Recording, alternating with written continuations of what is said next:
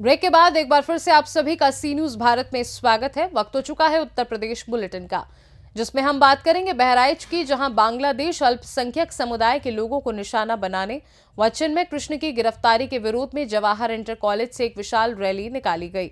आइए देखते हैं ये रिपोर्ट। बांग्लादेश में बीते कई दिनों से वहां रह रहे अल्पसंख्यक समुदाय के लोगों को निशाना बनाने व चिन्मय कृष्ण की गिरफ्तारी के विरोध में रविवार को बहराइच के नवाबगंज में स्थित जवाहर इंटर कॉलेज से एक विशाल रैली निकाली गई। ये रैली नवाबगंज के जवाहर इंटर कॉलेज से होकर बाजार होते हुए नवाबगंज चौक बाजार थाना नवाबगंज पहुंची, जहां पर बांग्लादेश सरकार के खिलाफ जमकर नारेबाजी करते हुए प्रदर्शन किया गया। प्रदर्शन में आम जनमानस के साथ ही युवा भी शामिल हुए।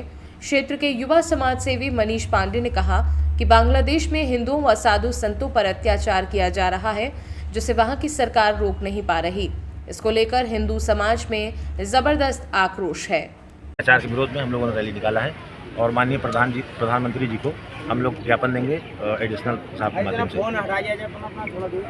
आप जनता को क्या संदेश दे रहे हैं? जनता को हम ये संदेश दे रहे हैं, जब तक के हिंदू एक नहीं होगा तब तक के बटेंगे तो कटेंगे। सारे जात पात को भूल करके सारे हिंदुओं को एक होना चाहिए।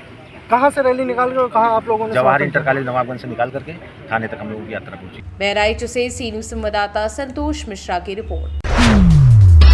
ले चलेंगे आपको बाराबंकी, जहां अधिवक्ता का चोला ओढ़कर लेखपाल की मुंशीगिरी करने वाले युवक द्वारा तालाब का पट्टा कराने के नाम पर 65,000 रुपए की वसूली करने का आरोप है। पीड़ित ने ये आरोप लगाए हैं। देखिए ये रिपोर्ट। ग्राम पंचायत करन निवासी पीड़ित आबिद पुत्र जाहिद ने जिलाधिकारी सहित मुख्यमंत्री पोर्टल पर शिकायत करते हुए बताया कि हल्का लेखपाल प्रवेश तिवारी के तथा कथित मुंशी उत्तम वर्मा, जो अधिवक्ता का चोला ओढ़कर लेखपाल की मुंशीगिरी करते हैं, जिन्होंने तालाब के पट्टे के कराने के नाम पर अलग अलग तिथियों में 65,000 रुपए लिए तथा पट्टा दूसरे के नाम करा दिया। पीड़ित आबिद द्वारा लेखपाल के मुंशी से पैसा मांगने पर पीड़ित को धमकाते हुए कहा कि हम पेशे से वकील हैं, मेरा कुछ बिगाड़ नहीं पाओगे, कहीं शिकायत करोगे तो हाथ पैर तुड़वा दूंगा। पीड़ित ने बताया कि लेखपाल के मुंशी को सद्दाम हुसैन व मिहिलाल गौतम की मौजूदगी में 65,000 रुपए दिए गए हैं। क्या नाम है भाई आपका? सद्दाम हुसैन। क्या घटना थी इनकी भैया आबिद अली की? इनका तालाब का मैटर था, तो ये जो सब जितना पैसा दिया गया है किस्तों में, हाँ। कुल 65,000। अच्छा। ये सब हमारी जानकारी में दिया गया है, हमारे सामने सब पूरी घटना को मतलब अंजाम दिया गया। कुल पैसा आपके सामने दिया गया? कुल पैसा हमारे सामने दिया गया है सर। चलिए ठीक। हाँ भैया, क्या नाम है आपका? मेरा नाम आबिद है। ग्राम पंचायत करंद है।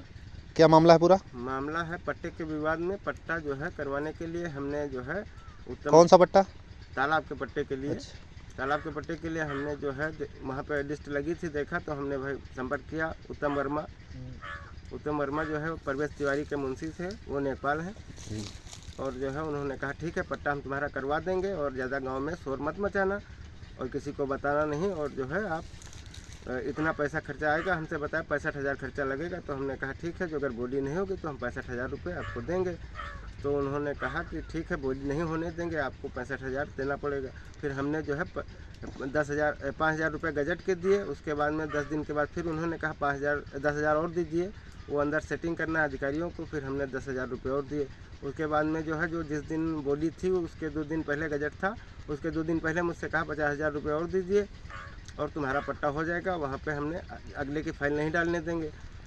फिर हमने 50,000 रुपये उनको दिए। उसके बाद में उन्होंने क्या किया कि जो है दूसरे से सेटिंग करके और जो है उसकी बोली करवा दी और मेरा पैसा भी वापस नहीं दे रहे हैं। जो हम मांगते हैं तो बाद में गाड़ी बक रहे हैं, कह रहे हैं हम एडवोकेट हैं, तुम हो क्या और क्या कर लोगे, मेरे क्या उखाड़ लोगे। कुल कितना पैसा दिया गया आपके द्वारा? कुल 66,000 रुपये दिए हैं कुल। ठीक। और आपके उसमें जो आपने पैसे दिए तो कोई मौजूद था वहाँ पे? हाँ, वहाँ पे और 2 लोग थे हमारे साथ में। कौन कौन गए थे? बाराबंकी सद्दाम थे और जो है मिहिलाल गौतम थे। बाराबंकी से सी न्यूज संवाददाता आफ्ताब आलम की रिपोर्ट। अब आपको ले चलेंगे एटा, जहां लोकतंत्र सेनानी के निधन पर पुलिस ने सलामी दी, वहीं प्रशासन ने तिरंगा पहनाया है। आइए देखते हैं ये रिपोर्ट। कांग्रेस के काले कारनामे इमरजेंसी के दौरान जेल में बंद रहे लोकतंत्र सेनानी सुरेश चंद्र वार्ष्णेय के निधन पर प्रशासन ने उनके शव को तिरंगा पहनाया। वहीं कोतवाली के वरिष्ठ उप निरीक्षक के नेतृत्व में पुलिस गारद के द्वारा सलामी दिए जाने के उपरांत लोकतंत्र सेनानी को उनके पुत्र ने मुखाग्नि दी। गौरतलब हो कि इंदिरा गांधी के द्वारा इमरजेंसी के दौरान हजारों नागरिकों को देश में जेल भेजा था। इमरजेंसी के उपरांत बनी सरकार के द्वारा जेल जाने वाले कार्यकर्ताओं को लोकतंत्र सेनानी के रूप में प्रमाण पत्र सौंपे थे, जिन्हें सरकार के द्वारा पेंशन भी दी जाती थी। रविवार सुबह तड़के 4 बजे के करीब उनके निधन होने की जानकारी मिलने के उपरांत प्रशासन के द्वारा इस संबंध में जानकारी की गई। तदुपरांत नायब तहसीलदार वाजिद हुसैन एवं शहर लेखपाल सौरभ चौहान के द्वारा उनके शव पर तिरंगा पहनाया गया। वहीं कोतवाली पुलिस के वरिष्ठ उप निरीक्षक जयवीर सिंह के नेतृत्व में पुलिसकर्मियों के द्वारा उन्हें सलामी दी गई। सलामी उपरांत उनके पुत्र अर्जुन वार्ष्णेय ने उन्हें मुखाग्नि दी। मेरा नाम अर्जुन वार्ष्णेय है। कहाँ के निवासी हैं? हम मोहल्ला सराय घरम जलेसर। अच्छा, क्या मामला है ये? हमारे पिताजी लोकतंत्र रक्षक सेनानी हैं, जिला एटा के रहने वाले। इनको जो है ये इमरजेंसी में जेल में आपातकाल जब लगा हुआ था इंदिरा गांधी के ज़माने में, जब ये उसमें बंद रहे थे। कौन सी सन? सन 1975-77 का मामला था ये। कितने समय जेल में जो बताया उन्होंने? ये तो लगभग तो पता नहीं है, पर कुछ समय जेल में रहे थे। इनको जो है ऊपर से गवर्नमेंट द्वारा सम्मान दिया गया है। इनका हर उस पर सम्मान किया जाता है और इनकी मृत्यु पर राजकीय सम्मान का इनके लिए वो है प्रावधान है। तो यहाँ पर सम्मान दिया गया? यहाँ पर इनका सम्मान किया गया है बाकायदा। इनको बहुत खुशी है। आपके पिताजी का क्या नाम है था और कितनी उम्र थी? ये सुरेश चंद लोकतंत्र सेनानी। इनकी उम्र लगभग 75 वर्ष है। क्या ये परेशान भी थी कुछ बीमारी? कुछ नहीं, दवा तो चलती रहती। बुजुर्ग थे, कुछ किडनी की और किडनी लीवर की दवा चल रही थी इनकी। कितने टाइम से चल रही थी? लगभग करीब 3-4 महीने से दवा चल रही थी। परेशान थे थोड़े से। अचानक एकदम इनकी तबीयत खराब हुई, घबराहट हुई, एकदम अचानक खत्म हुई। एटा से सी न्यूज संवाददाता लखन यादव की रिपोर्ट। अब बात करेंगे जौनपुर की, जहां मिर्जा अनवर बेग इंटर उसरहटा में रविवार को विज्ञान एवं कला प्रदर्शनी का भव्य आयोजन किया गया। देखिए ये रिपोर्ट। मिर्जा अनवर बेग इंटर उसरहटा में रविवार को विज्ञान एवं कला प्रदर्शनी का भव्य आयोजन किया गया, जिसमें मुख्य अतिथि के रूप में सांसद बाबू सिंह कुशवाहा और विशिष्ट अतिथि के रूप में पूर्व मंत्री शैलेंद्र यादव ललई यादव रहे। विद्यालय के छात्र काजिम ने कुरान की तिलावत के साथ कार्यक्रम का शुभारंभ किया। इसके बाद अतिथियों ने छात्रों द्वारा अपनी रचनात्मकता और वैज्ञानिकता दृष्टिकोण का अद्भुत प्रदर्शनी का निरीक्षण किया। प्रदर्शनी में छात्रों द्वारा कबीर, इकबाल, रहीम आदि की भव्य झांकी की अद्भुत प्रतिभा और प्रदर्शनी की सराहना करते हुए कहा कि ये प्रदर्शनी न केवल छात्रों की प्रतिभा को मंच प्रदान करती है, बल्कि उनकी नवाचारी सोच और समाज के प्रति जागरूकता को भी दर्शाती है। कार्यक्रम में विशिष्ट अतिथि के रूप में पूर्व मंत्री शैलेंद्र यादव ललई ने बच्चों की प्रतिभा की जमकर तारीफ की। इस दौरान मुख्य रूप से अल्तमस बरलास इंटर कॉलेज के प्रधानाचार्य नौशाद अहमद खान, NDPS स्कूल के प्रधानाचार्य प्रभात पाठक, PG कॉलेज के प्राचार्य NP उपाध्याय, सिद्धार्थ उपाध्याय आदि लोग उपस्थित रहे। वहीं कार्यक्रम का संचालन आमिर सिद्दीकी ने किया। क्षेत्र में है, इस गवर्नमेंट में बड़े पैमाने पर गिरावट आई। वो खाली अल्पसंख्यक वालों में नहीं, जो बहुसंख्यक लोगों के भी स्कूल हैं उनमें भी बड़े पैमाने पर गिरावट आई है। वैकेंसियाँ खाली हैं, सबका साथ सबका विकास की बात कर रही है। और एक तरफ माइनॉरिटी के बच्चों को स्कॉलरशिप रोक दी गई, किसी भी माइनॉरिटी बच्चों किसी भी शोबे में स्कॉलरशिप रोक दिया गया। देखिए, तो ये थोतला व्यवहार एक समुदाय के साथ ऐसा क्यों? मैं आपको बताऊं,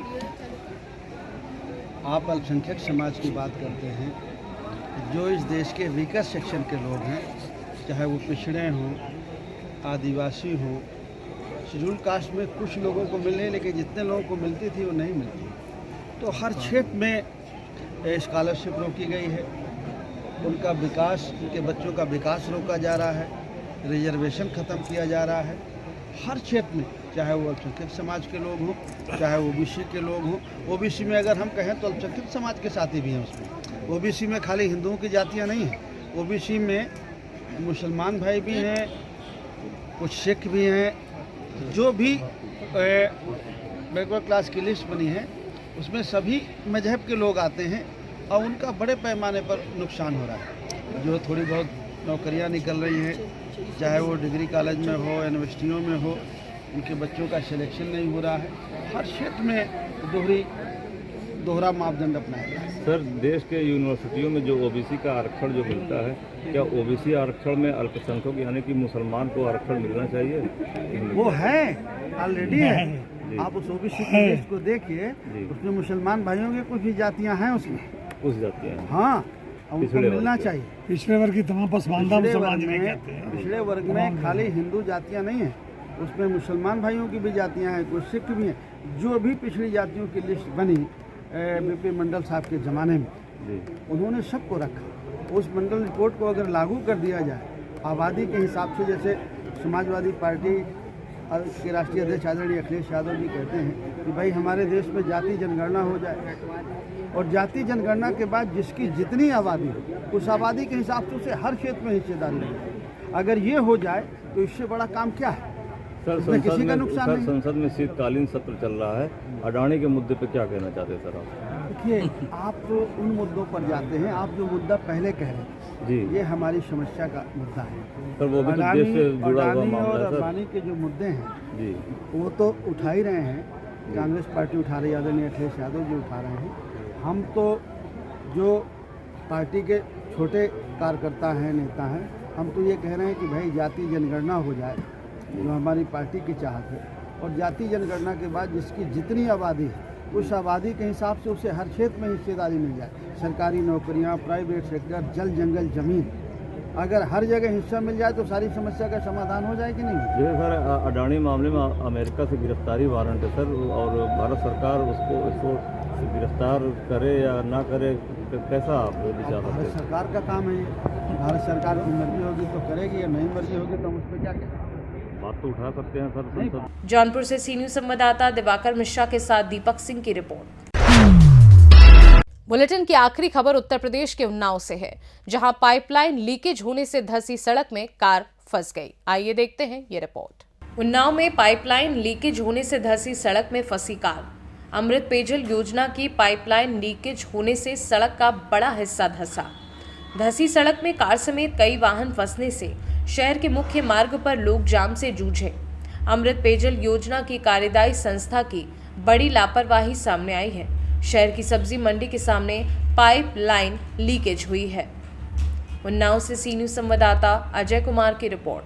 फिलहाल के लिए उत्तर प्रदेश बुलेटिन में बस इतना ही। देश और दुनिया की बाकी खबरों को जानने के लिए आप देखते रहिए सी न्यूज भारत।